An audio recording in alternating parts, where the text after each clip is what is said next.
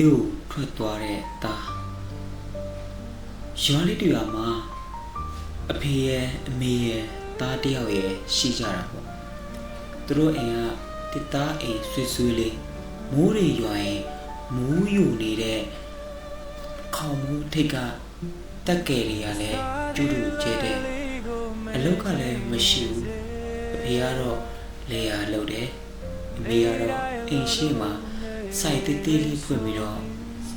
မရှိမရှိတဲ့ဟာလေးကိုရောင်းရှာပါတယ်ဒါပေမဲ့ဝင်ငွေကမလုံလောက်ပါဘူးတနေ့ညမှာတော့အိမ်ထဲမှာမီးဖိုလေးနဲ့မီးရောင်အောက်မှာသားလေးကသူ့အဖေမေကိုကြည့်ပြီးမေးလိုက်တယ်အဖေအမေသားနိုင်ငံခြားသွားပြီးအလိုလိုရှင်နေဒီအိမ်ကိုကောင်းကောင်းလေးပြန်ဆောက်ပေးခြင်းနဲ့အမေကခဏလေးတိတ်ဆိတ်သွားခဲ့ပါတယ်သူမရဲ့မျက်လုံးထဲမှာမျက်ရည်တွေပြည့်ရှံနေပါတယ်မသွားပါနဲ့သားရဲ့အမေတို့နဲ့ပဲနေပါနိုင်ငံခြားဆိုတာကအရန်ပင်ပန်းတာအန်ဒီရလည်းများပါလေမသွားနဲ့လို့အမေတို့နဲ့ပဲနေလို့အမေကဝမ်းနေစွာပြောလိုက်ပါတယ်ဒါပေမဲ့အဖေကမျက်နှာလေးကိုလှည့်ပြီးတိတ်တိတ်လေးနေလိုက်ပါတယ်တားသွားမယ်ဆိုတာတော့သိတယ်ဒါပေမဲ့မတားနိုင်ပါဘူးမကြခင်နေ့တစ်နေ့ကိုရောက်ရှိလာတဲ့အခါမှာတော့တားကကျိုးဘူးအိတ်ကိုကန်ပြီးရွာနေစပြီးထွက်သွားပါတော့တယ်အမေကတားလေးရဲ့နောက်ကျောကိုကြည့်ပြီးမြေရည်တွေပါးပြင်ထက်ကနေစီးချလာပါတယ်တားလေးအလုတ်ပင်မဲပြန်လာလို့လှမ်းအော်ပြောလိုက်ပါတယ်တားကခေါင်းငိမ့်ပြီးပြုံးပြုံးလေးနဲ့ပြန်ဖြေလိုက်ပါတယ်ဟုတ်ကဲ့ပါအမေတို့လည်းကျမ်းမာရေးခူးဆိုင်တော့တားပတ်စံနေအများကြီးရလာရင်အမေနဲ့အဖေကိုကောင်းကောင်းမွန်မွန်တားထားမှာကျမ်းမာရေးပဲခူးဆိုင်တော့အဖေနဲ့အမေပြောပြီးအဝေးကိုထွက်သွားပါတယ်အဲ့ဒီနေရာနေစပြီးတော့အိမ်လေးကလည်းတိတ်ဆိတ်သွားတယ်ညတိုင်းအမေကတားအခန်းထဲကိုဝင်ကြည့်တတ်ပါတယ်တားအသုံးပြုခဲ့တဲ့အဝတ်အစားတွေတခြားအရာဝတ္ထုတွေကပ်ပြီးအမေခမ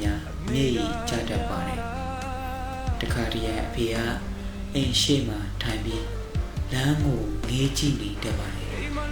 တားများပြန်လာမလားဆိုတဲ့စိတ်နဲ့ပေါ့လာအနေငယ်ကြတော့ဒီနေ့မှဖုန်းလေးတစ်ခုဝင်လာပါတယ်အဖေအမေတားအလုပ်ရမ်းပြင်မယ်ဒါပေမဲ့ဘာမှမဖြစ်ဘူးမိတိလားဒီနဲ့မေအဆင်ပြေဘူးဆိုပြီးတော့တားတီးခံပြီးတော့အလုပ်လုပ်တယ်ဒီစကားလေးကိုတားကပြောပြီးတဲ့နောက်ပိုင်း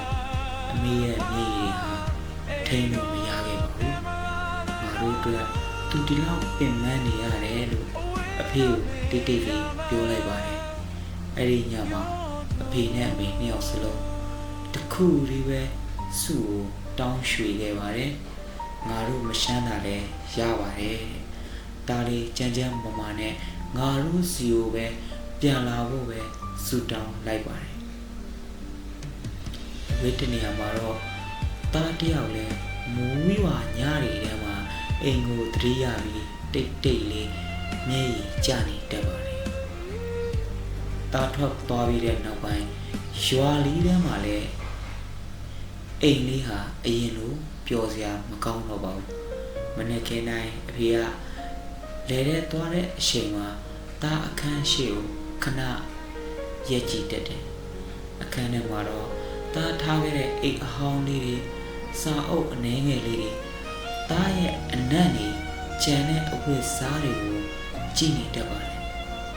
အမေကလည်းတခါတည်းအဝတ်စားတွေကိုလက်ထဲကန်ပြီးပြောတတ်ပါတယ်တားရဲ့အခုတားဘယ်လောက်တောင်ပင်ပန်းနေပြီလဲ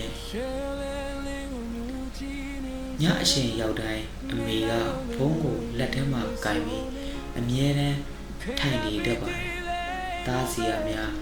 ဖုန်းလာမလားဆိုတဲ့စိတ်နဲ့ပေါ့။တညမှာတော့ဖုန်းအော်မီတန်က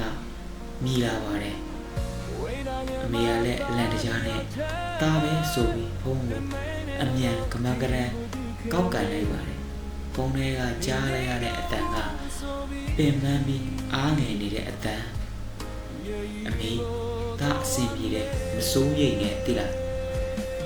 အဲ့ဒီစကားပြောပြီးတဲ့အချိန်မှာပဲအမေကညိတ်ရာဘလူမောက်ထင်းမြောက်ငိုကြွေးနေပါတော့ဒါအလုပ်ပင်မဲ့မလုံးနဲ့လေအိမ်ကိုပဲပြန်လာပါအမေတို့ရှိတဲ့ဟာလေးနဲ့ပဲစားပြီးအတူတူနေကြမှာပေါ့လို့ပြောလိုက်ပါတယ်ဖုန်းတစ်ဖက်မှာတော့ဒါကခဏလေးတိတ်ဆိတ်သွားပြီးတိတ်တိတ်လေးပြန်ပြောလိုက်ပါတယ်ဒါပြန်မလာခြင်းသေးဘူးအမေဒါအိမ်အတွက်အဆက်စုနေတယ်ပြောပြီးဖုန်းကကျသွားပါတယ်ဖုန်းကျသွားပြီးနောက်အမေကငိုနေတော့မှာပဲအဖေကဘေးနားမှာထိုင်ပြီး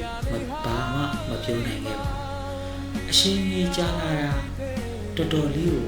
ကြာလာခဲ့ပါပြီဒီနေ့မှာတော့ရွာထဲမှာငွေလွှဲတယ်လို့အတီးတယောက်ကလာပြောပါတယ်ဒါပို့လိုက်တဲ့ပတ်စံတွေပဲပေါ့အမေကဖုန်းကိုကောက်ကင်ပြီးငိုလိုက်ပါတယ်ဒီပတ်စံကတားမြေရည်နဲ့တားရဲ့ပင်ပန်းမှုတွေနဲ့ရလာတာအဖေကတိတ်တိတ်လေးပြောလိုက်တယ်ငါတို့တားလေးကအရန်ပင်ပန်းနေပြီထင်တယ်အဲ့ဒီညမှာအမေကတားအခန်းထဲဝင်ပြီးစုတစ်ခုတောင်းလိုက်ပါတယ်အရှင်ဘုရားကျမတို့မရှမ်းတာလည်းရပါတယ်ဒါလေးအန်ဒီရဲ့ကင်းကင်းနဲ့ကျန်းကျန်းမာမာကျမတို့စီကိုပြန်လာဝင်လေးတော့ပေးပါတဲ့အဝေးကတခြားနိုင်ငံမှာနေရတဲ့သားတစ်ယောက်ကစောင်းလိုကြီးမှအလုံးလုံးပြီးညာနဲ့ထဲမှာ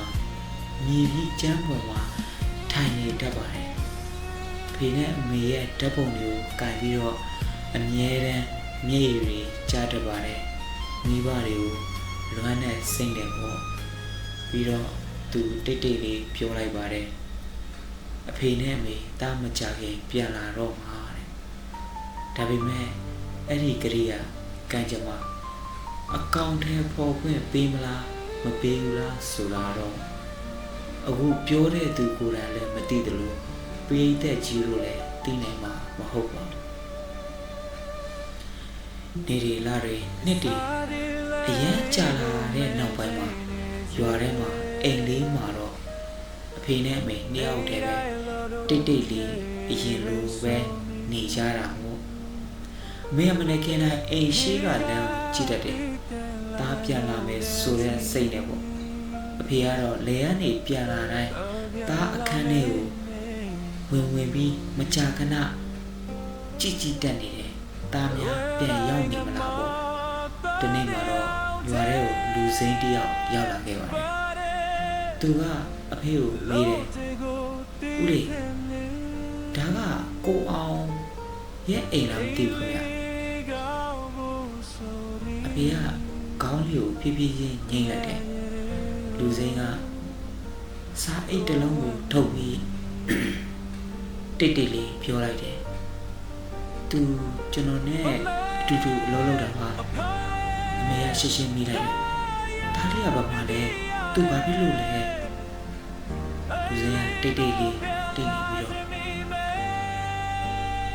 တအောင်ကြာနေမှာအတန်လေးတုံတုံနဲ့ပြောလိုက်ပါတယ်အန်ဒီရဲ့ဒါလေးဝါကျွန်တော်တို့အလုပ်အတူတူလုပ်နေတော့မှာပဲမတော်တဆဖြစ်ပြီး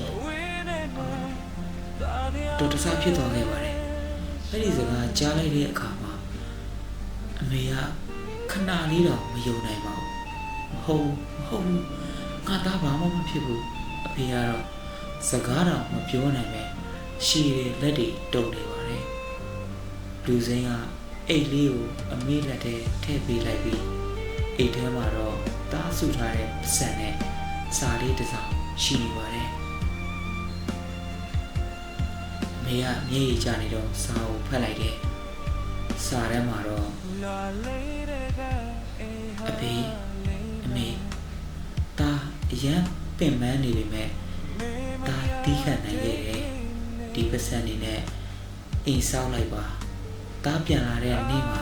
အိမ်နဲ့မိနဲ့အတူတူအဆင်ပြေပြေနဲ့ပျော်ပျော်ရွှင်ရွှင်နေခြင်းနဲ့အမေနဲ့အဖေစာအုပ်ဖတ်ပြီးတဲ့နောက်ပိုင်းအမေကမြေကြီးတွေဟာပါးမြေကနေမြေကြီးစီးကြလာတယ်လို့ထိမ်းမြအောင်ရေးရတာစီးကြလာခဲ့ပါတားလေးအမေအိမ်မလိုချင်တော့တားကိုပဲလိုချင်တာပါလို့အမေကပြောလိုက်တယ်အဖေကတော့အင်းရှိလမ်းကြည့်နေတော့ပါပဲညအဝေးမှာဘတ်စကားတစ်စီးကဖြတ်သွားတယ်ဒါပေမဲ့အဲ့ဒီဘတ်စကားထဲမှာ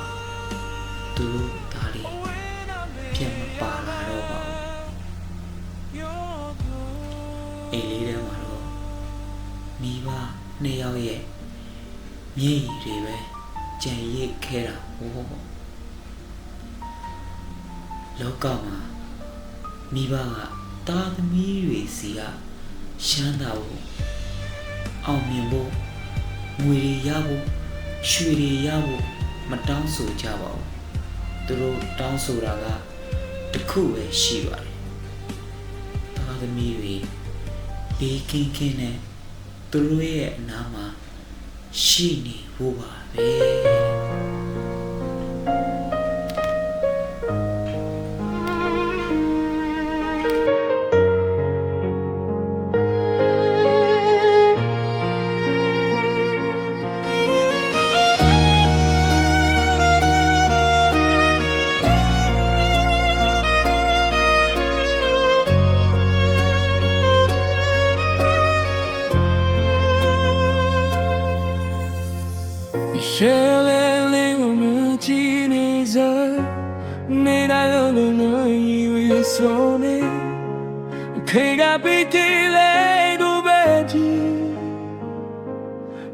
Que la me nigo morning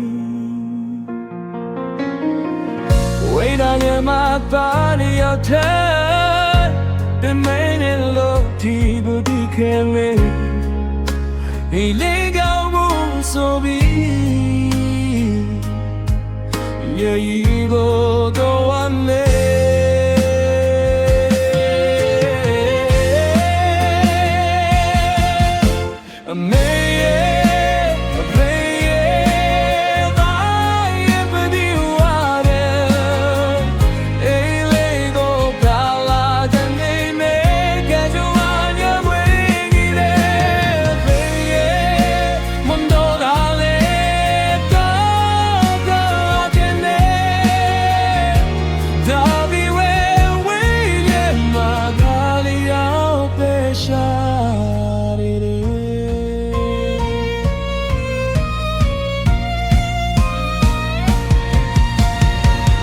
Charlie, they got a Harley, man. We believe our baby.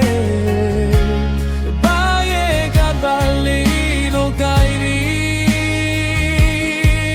They got that I don't need. In the Lord, I'm who I